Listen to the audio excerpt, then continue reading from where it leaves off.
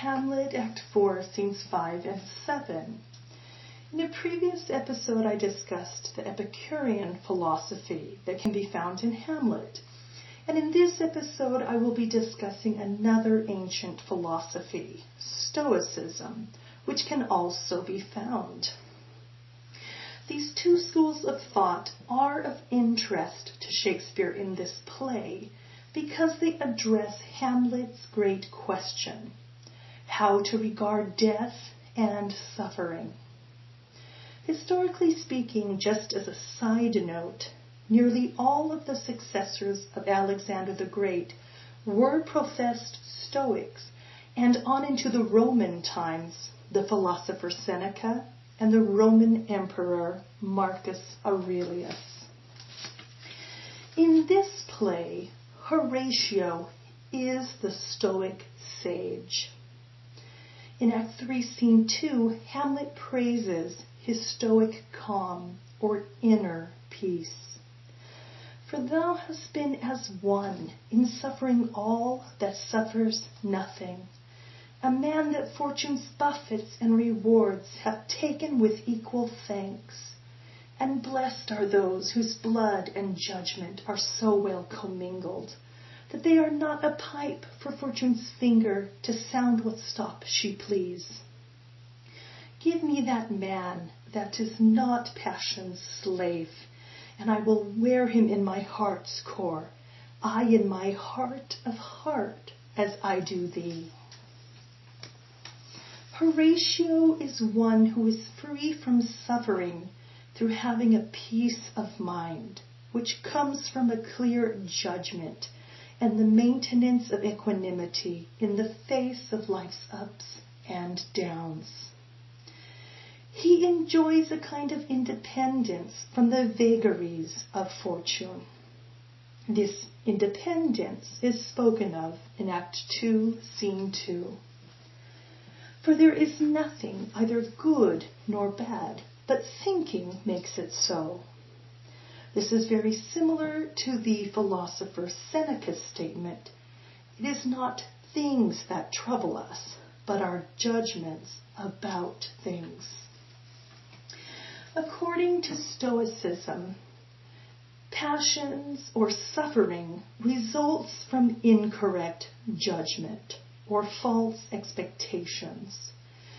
Passions are things which one undergoes, and the better psychologically prepared we are, the better we can cope with that which one undergoes. Fury breaks out when wrong expectations of the world are dashed.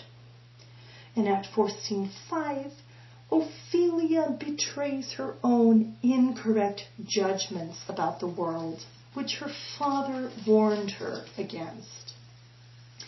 In Act 1, Scene 3, he speaks, when the blood burns, how prodigal the soul lends the tongue vows. And when it comes to the horrors of life at court, no one knew better than the Roman emperor and Stoic Marcus Aurelius. He wrote, begin each day by telling yourself, today I shall meet with ungrateful, violent, treacherous, envious, uncharitable men.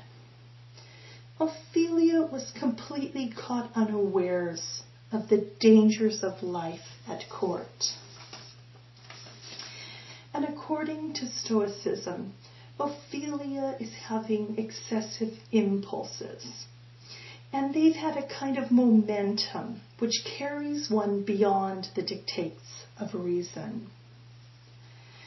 In Act 1, Scene 2, Hamlet is accused of excessive grief. You must know your father lost a father.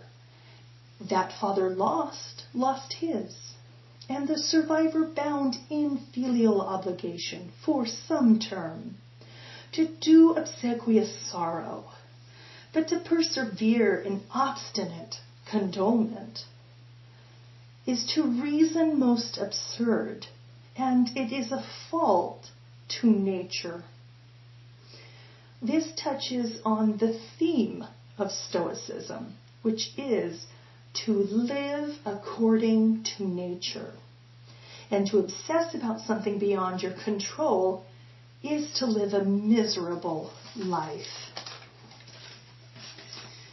In Stoicism, one must be wise and come to a realistic understanding of the world and live accordingly.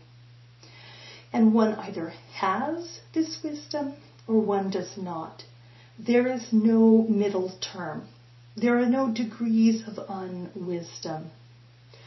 And unfortunately for Ophelia, as the famous Stoic saying goes, a person just barely underwater drowns every bit as easily as one 500 fathoms down. And as Laertes puts it, "Oh heavens, is it possible a young maid's wits should be as mortal as an old man's life?"